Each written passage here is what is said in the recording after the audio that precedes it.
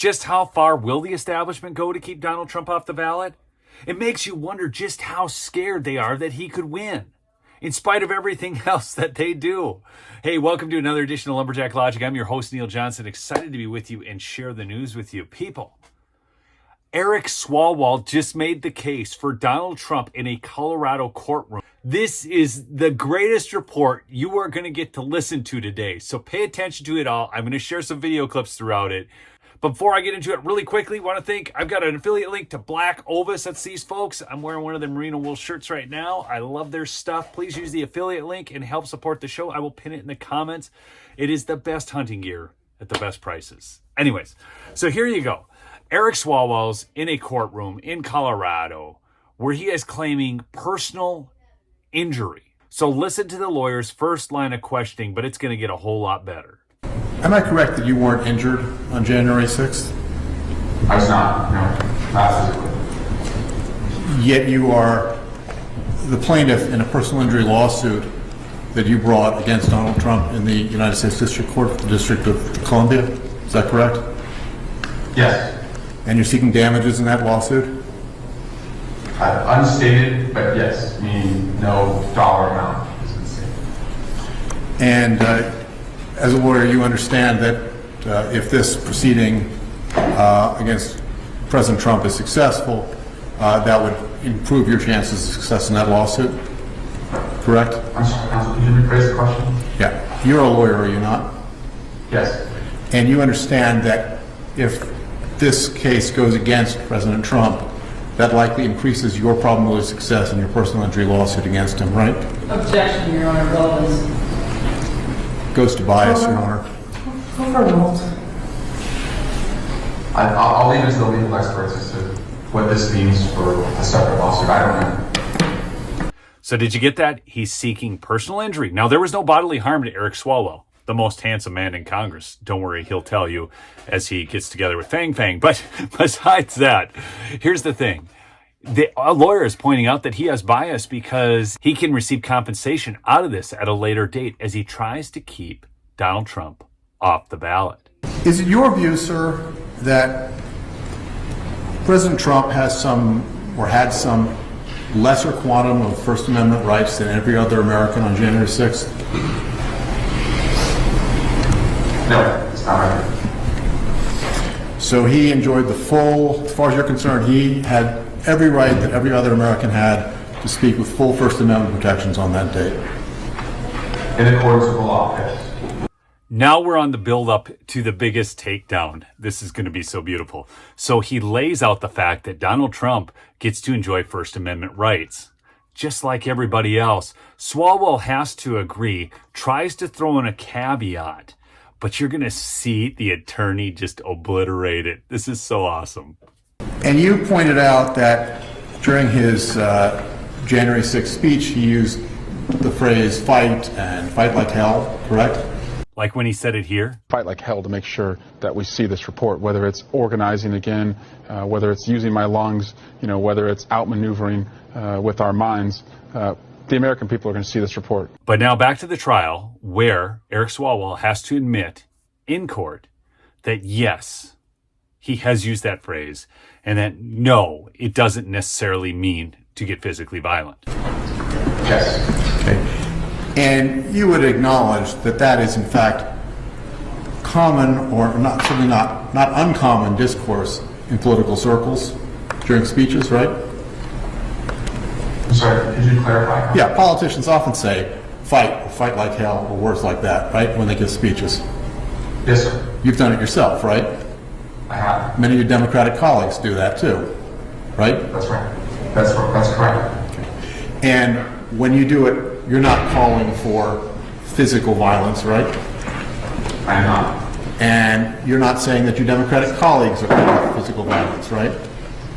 In my experience, that's not how I've interpreted it, no.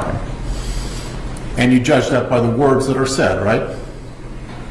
And the surroundings of where they are, but yes. Oh my, we have to inject some history here. I'm going to take you all the way back to the Obama days and give you a little clip of Eric Holder. No. When they go low, we kick them.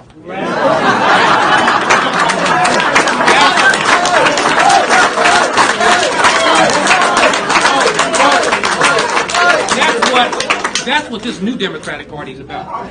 We're proud as hell to be Democrats. We're willing to fight for the ideals of the Democratic Party. We're proud of our history. We're proud of our present, and we're proud of the future that we can create. Kick 'em, or how about this gem from Maxine Waters? I mean, if we're going to compare apples to apples, let's do it. Let's make sure we show up wherever we have to show up.